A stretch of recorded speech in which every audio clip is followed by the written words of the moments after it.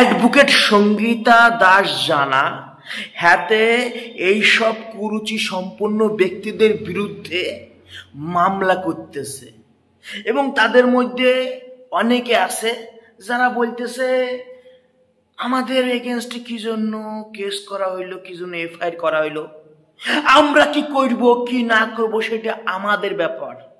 যেমন স্যান্ডি সাহা, আপনার বাবার কি, আপনার বাবার আমি নাইটি পড়েছি।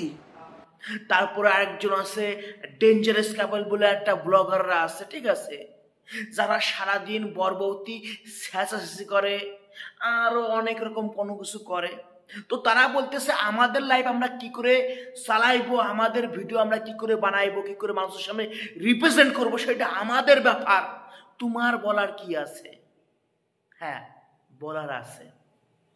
একটা জিনিস ভাবো, প্রকৃতির সৃষ্টি করা নদীতে দেখো নদী প্রবাহিত হচ্ছে, ওই জায়গায় তুমি স্নান করতে গেছো, আরো লোকজনও স্নান করতেছে, মুক্ত পরিবেশ, কিন্তু তুমি স্নান করার সময় জলের মধ্যে হাগিয়ে দিলে, মুক্ত পরিবেশ, আমার ইচ্ছা আমি হাগিয়ে দিলাম, তাহলে আশেপাশে থাকা লোকজনের ক্ষতি হচ্ছে না?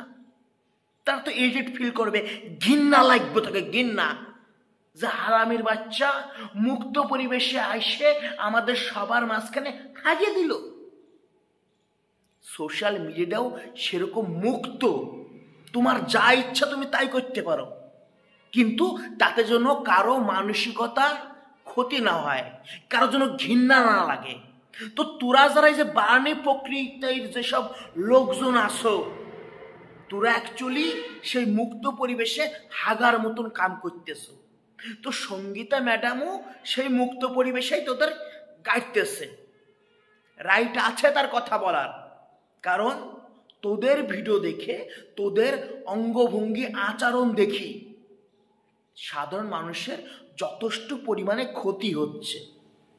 তোরা সোশ্যাল মিডিয়ায় আসে এত নোংরামি করতেছ, তারপর আবার বলতেছ যে আমাদের ইচ্ছা আমরা কি করব না করব। না বাবা, এটা তোমার ইচ্ছা না। তুমি আসেই সোশ্যাল মিডিয়ায় হাগিয়ে মুইতে কুরুচি সম্পূর্ণ ভিডিও বানাইয়ে পোস্ট করতে পারো না।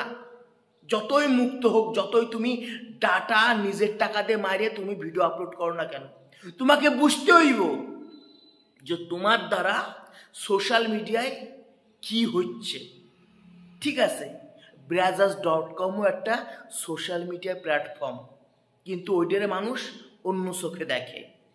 তো তোমরা ফেসবুকটারে ব্রাজার.com বানাই ফেলছো, ও তো হইতে পারে না।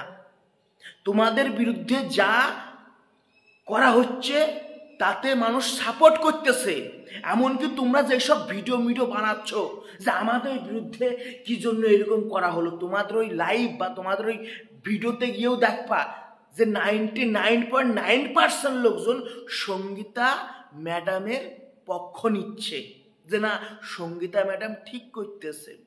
এর থেকে বোঝা উচিত যে তোমরা যেটা করতেছ 99.9% লোকজন সেটা সহ্য করতে পারে না।